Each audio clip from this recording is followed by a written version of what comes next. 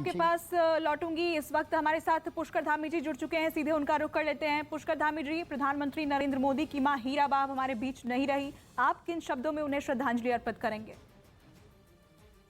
आदरणीय प्रधानमंत्री जी की माता जी का श्रद्धेय हीराबाई बा के निधन का अभी दुखद समाचार आज प्रातःकाल प्राप्त हुआ है।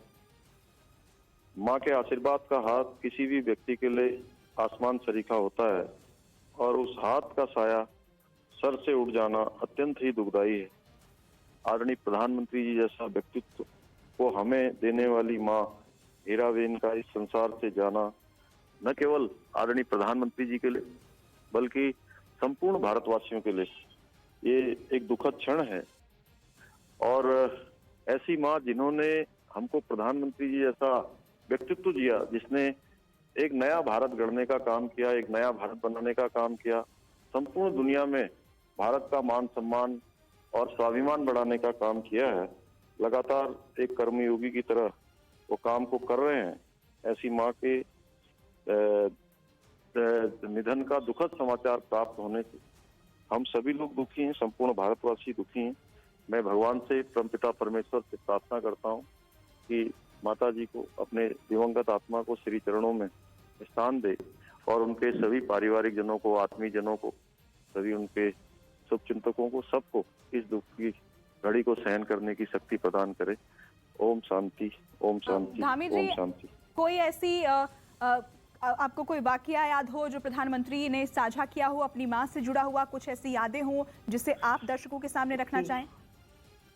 देखिए, प्रधानमंत्री जी ने जब कभी भी माँ की बात करी है तो उन्होंने हमेशा उन माँ को जो जीवन में अभाव रहे, जिन कष्टों के कारण से उन्होंने बचपन में वो सब देखा, उन्होंने अपने सारे कार्यक्रमों में उसको उतारा। आज प्रधानमंत्री जी इतने सारे जो गरीबों के लिए, दलितों के लिए, समाज के अंतिम छोर में खड़े हुए व्यक्तियों के लिए जो काम कर रहे हैं, उन्होंने माँ को इन सब कष्टों में देखा है, इन सब चीजों को नजदीक से महसूस किया है। उसी के कारण से वो एक नया भारत गढ़ने का काम कर रहे हैं, गरीबों के लिए, वंचितों के लिए, जो समाज के अंतिम छोर में खड़े हैं, उन सब के लिए काम कर रहे हैं। वो अक्सर इन सब बातों को सभी को इनकी जानकारी भी है और माननीय प्रधानमंत्री जी के जीवन में उनकी छाप स्पष्ट दिखाई देती है कि जो सादगी है, सरलता है, जीवन के जो अभाव हैं, वो सब उन्होंने देखे हैं। शुक्रिया धामी जी आपका हमारे साथ जुड़ने के लिए। उत्तराखंड के सीएम पुष्कर सिंह धामी को आप इस वक्त सुन रहे थे। उन्होंने बड़ी बात कही कि जो जीवन के संघर्ष हीराबा ने झेले, उन्हीं संघर्षों से प्रेरित होकर प्रधानमंत्री नरेंद्र मोदी ने देश के लिए काम किया है। और देखिए, इस बीच अहमदाबाद से लाइव तस्वीर हम आप तक पहुंचा रहे हैं, जहां पर प्रधानमंत्री नरेंद्र मोदी जो हैं वो पहुंच चुके हैं। छोटे भाई पंकज मोदी के घर सीधा वो पहुंचे हैं और काफिला उनका आप देख रहे हैं।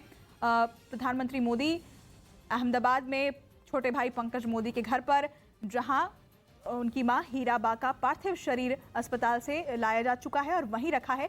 पार्थिव शरीर के अंतिम दर्शन करेंगे और उसके बाद अंतिम यात्रा यहां से निकाली जाएगी। जनक हमारे सहयोगी हमारे साथ जुड़े हुए हैं। जनक, तस्वीरें हम देख पा रहे हैं, प्रधानमंत्री नरेंद्र मोदी पहुंच चुके हैं।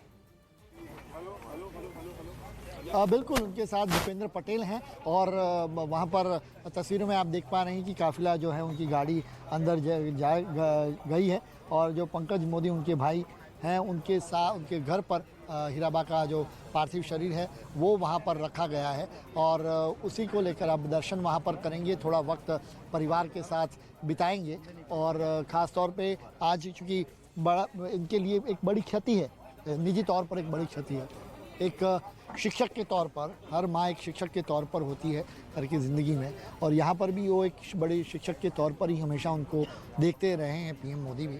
और ये बात यहाँ पर साफ तौर पे अपने जब उन्होंने भावनाएं अपनी पेश की अपनी माँ के प्रति, वो उसमें वो हमेशा ये कहते रहे कि एक माँ और बेटे के बीच के जो रिश्ते रहे हैं और एक मातृ स्वरूप कहते थे, वो मातृशक्ति के साथ साथ व्यक्तित्व नहीं, एक मातृ स्वरूप की बात करते थे। और यही बात एक बड़ी थी और वो हमेशा इस बात का इज़हार भी करते रहे। पब्लिक डोमेन में भी, चाहे आप शताब्दी वर्ष की बात की जाए, जो 100 साल जब उनको 18 जून को जब बैठ रहे थे, तब शताब्दी वर्ष मनाने की बात कर रहे थे, उनके पिता को भी उन्होंने याद किया था और उन्होंने कहा कि अगर पिता जिंदा होते तो वो शताब्दी वर्ष पूरा कर चुके होते।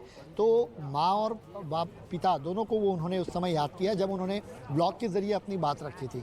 तो ये अपने आप में एक माँ के प्रति कहें कि एक अटूट प्यार कह लीजिए, रिश्ता उनका इस तरीके के समय नहीं निकाल पा रहे थे, लेकिन जितना भी समय वहाँ पर उनको मिलता था, अहमदाबाद के मुझे वो दौरे याद हैं जब वो अहमदाबाद गांधीनगर के बीच आए और जब वो राजभवन जाते थे या राजभवन से दिल्ली के लिए रवाना होते थे, तो वो एक मौका चुरा लेते थे कहीं कि जो भी समय मिले वो अपनी माँ के साथ वो रहे।